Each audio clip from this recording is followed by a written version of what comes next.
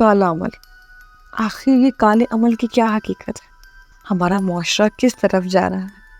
کس طرح معمولی سی مفادات کی خاطر لوگ جانے لینے کے در پہ ہو جاتے ہیں؟ آخر شیطانی عمل کی حوصلہ افزائی کیوں کی جا رہی ہے؟ جن، بھوت، پریت، اس طرح کی کہانیاں تو ہم سنتے آئے ہیں، لیکن آج آپ کے سامنے میں ایک ایسا واقعہ بیان کرنے جا رہی ہوں جو میری آپ بیتی ہے، جسے دیکھنے کے بعد جھٹلانے کا تو سوال ہی پیدا نہیں ہوتا۔ ہم پچھلے سال کرائے پر ایک مکان میں رہتے تھے۔ ان دنوں میرے MSc کے سیمسٹر ہو رہے تھے، اور ایسے دنوں میں مکان کی تبدیلی ذہنی طور پر انسان کو بوجھ لگنے لگتی ہے۔ خیر، ہم نے مکان تبدیل کرنے کا ارادہ کیا۔ بہرحال یہ مرحلہ طے ہوا تو پتہ نہیں کیوں مجھے یہ احساس ہوتا تھا کہ اس گھر کے دربام سے عجب سی وحشت ٹپکتی ہے۔ میں پڑھنے بیٹھتی تھی تو دل میں گھبراہٹ سی طاری ہونے لگ جاتی تھی، کبھی کسی کام کرنے کو جی نہیں لگتا تھا۔ ایک روز میں نے کھانے کے دوران اس بات کا ذکر ابو سے کیا تو پتہ چلا سب کا یہی حال ہے۔ ابو نے کہا کہ صبح اٹھ کر روزانہ قرآن کی تلاوت زور زور سے کیا کرو۔ سورۃ ناس اور فلق پڑھ کر چاروں کونوں میں پھونکنے سے انسان بلاؤں سے محفوظ ہو جاتا ہے۔ ہم نے اس پر عمل شروع کر دیا۔ 15-20 دن تک یہ عمل ہم باقاعدگی سے کرتے رہے۔ کسی حد تک دل کو سکون ضرور ملا، مگر گھر میں وہ وحشت زدہ ماحول ایسے کا ویسے رہا۔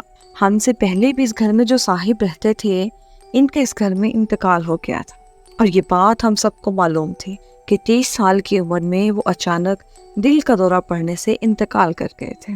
ہم سوچ رہے تھے کہ شاید اس بنا پر ہمارے دلوں میں یہ احساس پیدا ہو گیا ہے۔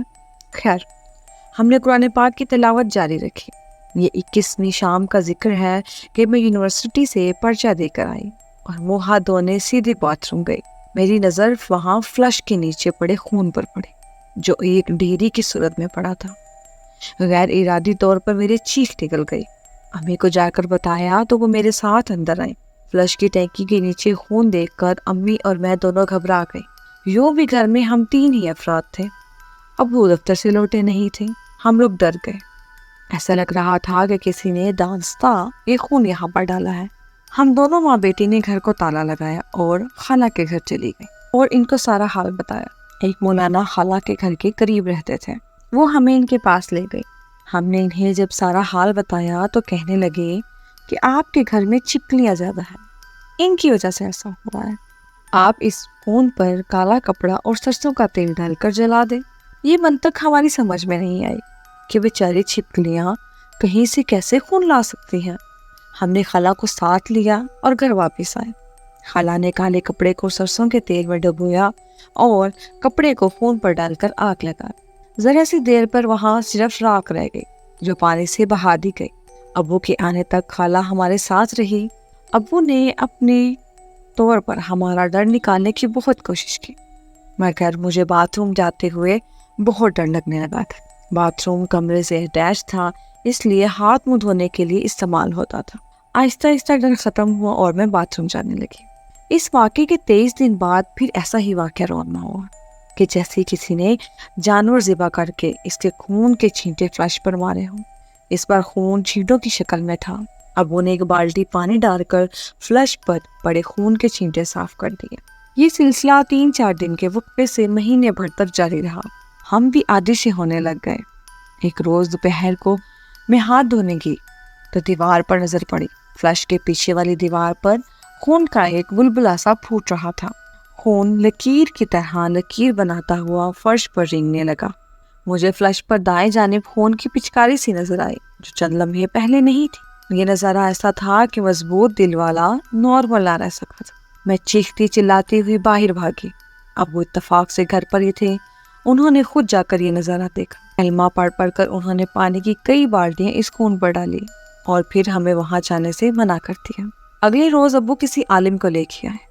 انہوں نے سارے حالات کا پورا جائزہ لیا، ہمیں مشورہ دیا کہ یہ گھر چھوڑ دیں تو بہتر رہے گا، کیونکہ اس گھر پر کسی نے سفلی عمل کروایا ہوا ہے اور یہ عمل ایک خاص مدت تک جاری رہے گا اور مکینوں کے لیے عذاب بن سکتا ہے۔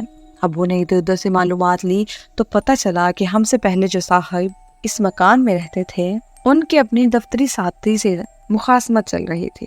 ان کے دشمن نے ان پر کالا عمل کروایا تھا، اور جب وہ باتھ روم جاتے تھے تو وہاں کلیجی اوجری پڑی ملتی تھی۔ ہفتے بھر میں ان کا انتقال ہو گیا۔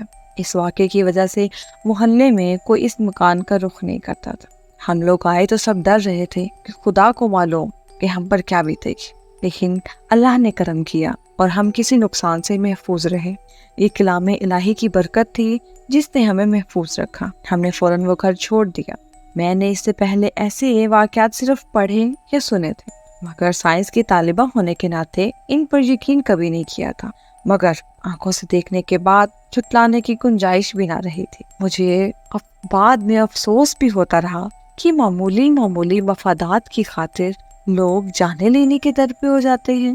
آخر ایسا کیوں ہے؟ ہم ایسے علوم کی حوصلہ افزائی کیوں کرتے ہیں جو شیطانی عمل ہے اور بنی نوع انسان کے لیے شدید خطرات کا باعث ہے؟ اللہ تعالیٰ ہمیں شیطانی عمل سے محفوظ رکھے اور ہمارے دلوں کو اپنے نورانی علم سے منور فرمائے۔ آمین ثم آمین۔ امید کرتی ہوں آج کی ویڈیو آپ کو پسند آئی ہوگی۔ اسی طرح کی مزید ویڈیوز دیکھنے کے لیے میرے چینل کو لائک، شیئر اور سبسکرائب کرنا مت بھولیے گا۔